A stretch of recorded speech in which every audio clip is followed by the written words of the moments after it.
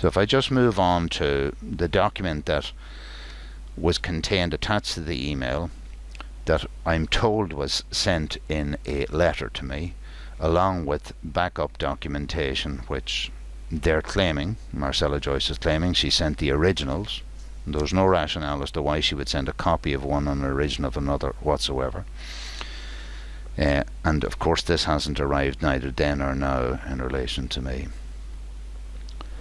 And the essence of this video, by the way, leads to a questioning of the securitization of data. So I'll revisit this. So if you just look at that information, what it contains is my specific PPSN number, my name, my details, etc. So it identifies me clearly, and because it was associated with a letter that was sent to me, my address is also my name, address, PPSN number, the job that I was applying for, etc.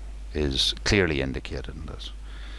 So this is the first time I had any measurable feedback on my performance in the job. And to make it clear, as I will support with further evidence when I analyse the other conversations, just to make it clear at all stages that I accept that when you enter any process, just like a race or if it's supposed to be a fair process, that I accepted that if I was given due process and a fair hearing and a fair adjudication, that I would accept the outcome.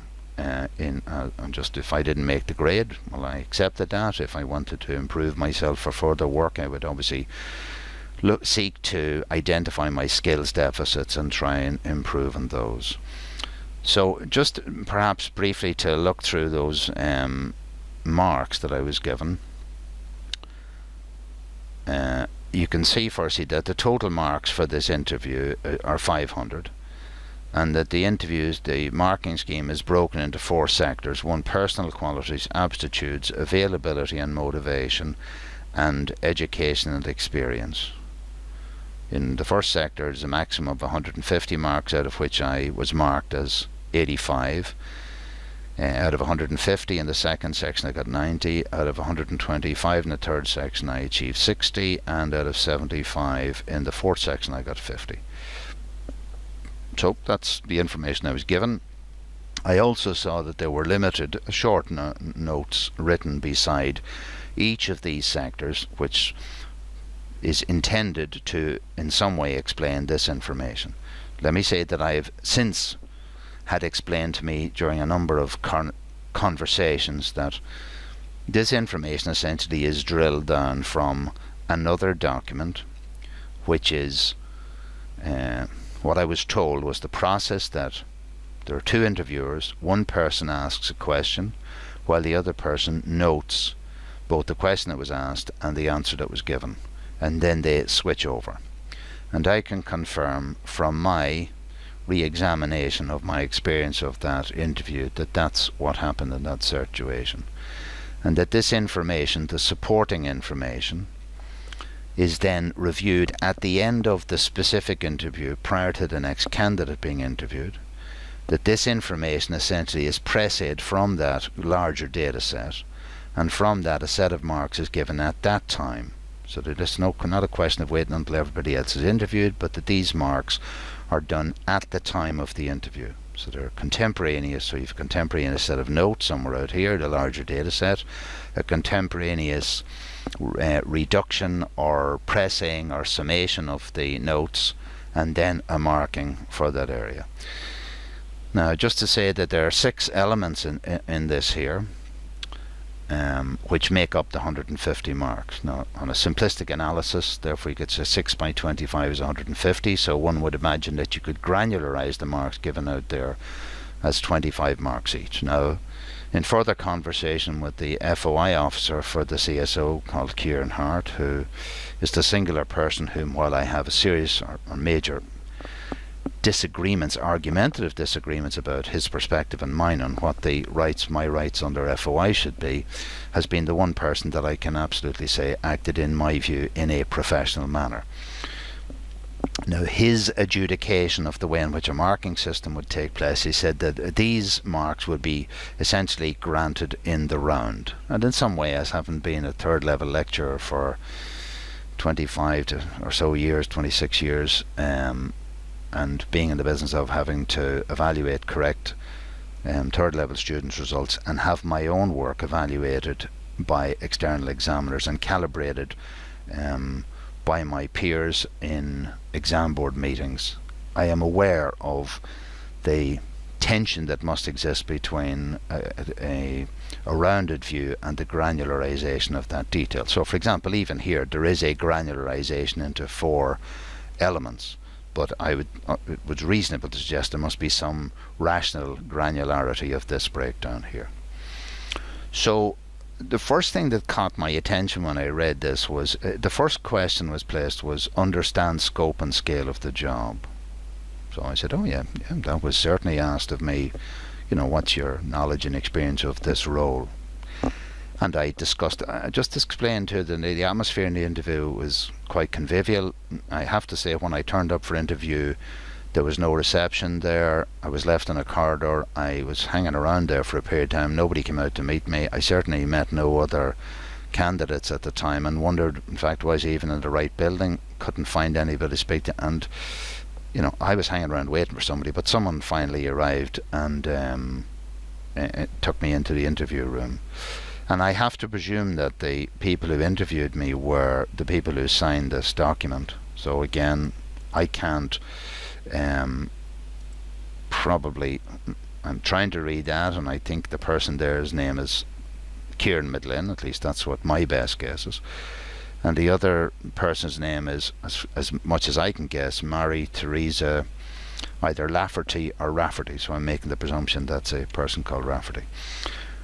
We started off our interview with the couple of focal Lorma Scailge. I suppose vi misha in non mion kind to command the Raiglo via their Captain Sauce to grab me non Cora Elanun to Scailge, agus gaveting Mokajibri and of Scailge dom of English na Winchere and Obershinianov. And at that time it appeared to me that they were both happy to continue the interview in English. Just to point out here, I was applying for a job of a census enumerator where the work would be carried out on the ground in a Gaeltacht area, where it was likely that some of the people would speak Irish either as their native language or that they might choose to have their business carried out in Irish, which of course is their right, and I believe I had demonstrated both my willingness and interest to do so at any stage.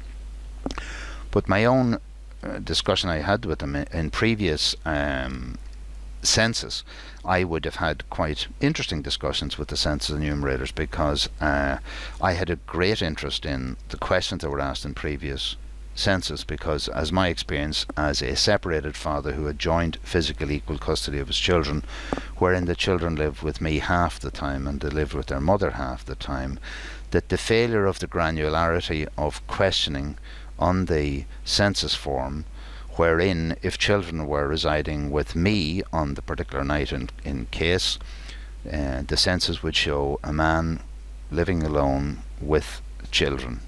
It's a lone parent male living alone with children, whereas the mother in that situation would be a single or a separated mother with no children, or vice versa.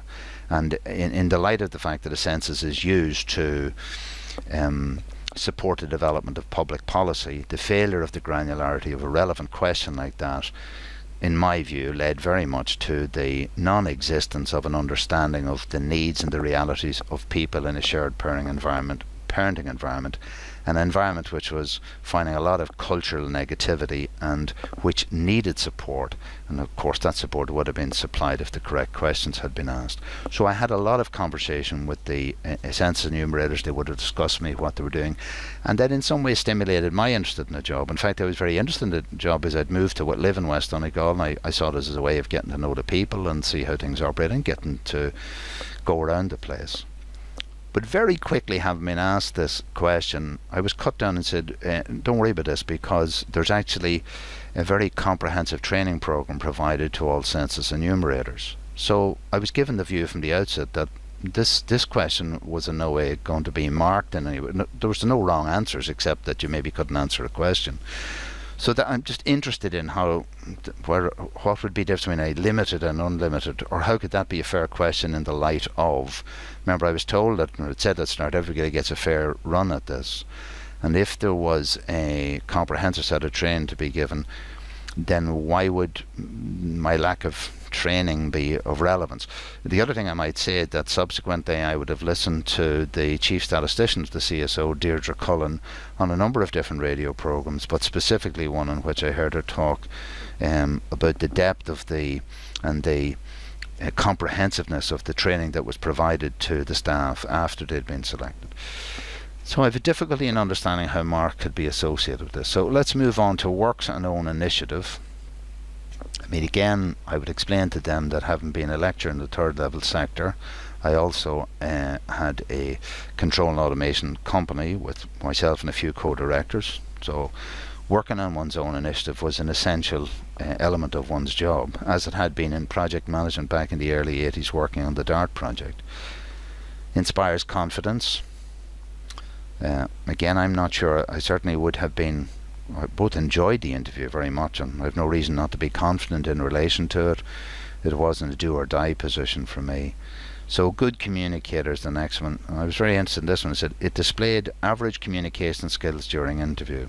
I was a bit surprised at that because I had an excellent interview. Just want to make that as a positive statement. And I'm 60 years of age. I've lived long enough and been in too many bad situations and good situations in the past not to be able to acknowledge the difference. And I suppose as part of the recovery from, falling apart subsequent to marital separation, survival means an awful lot of self-analysis and getting to understand what you're good at and what you're not good at.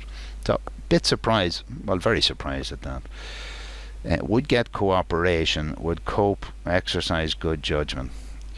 Again, and asked about those things, I discussed my life experience, my work experiences, managing scenarios in the third level, managing scenarios as a director of a private company, etc. I believe I had exhibited more than adequate skills in that area. So I saw that as a mark of 85 or 150. Now I'd asked the listener to be aware, all I have at the moment is these are marks I'm given. I have no contextual way of evaluating these marks against anybody else. I could go in here and say, oh, these people are, hard taskmasters. They give me somewhat less than 60%, somewhat over 50% of marks in that area. Now, I want to stress before I go any further, and in any of these questions, I was never set a test question which I could see I failed or passed. This is really important. I mean, I have examined or evaluated people in the third level sector for a quarter of a century. I had to prepare prior to those exams sample marking schemes. These had to be evaluated by external examiners, and I had to mark with a quality assurance against that standard. So there was a fairly comprehensive quality assurance program there. I can just claim, I can state categorically there were no such questions asked at this interview, anything which you could see answered incorrectly. It's not like a driving test or otherwise. Let's just move on to aptitudes, right? So in this area I got 90 out of 150, that's just 60%. At this point in time, I just also want to say I have no idea if there's a pass or fail mark in this. At this time, this will become relevant later, but not at the moment. So in terms of aptitudes, that's the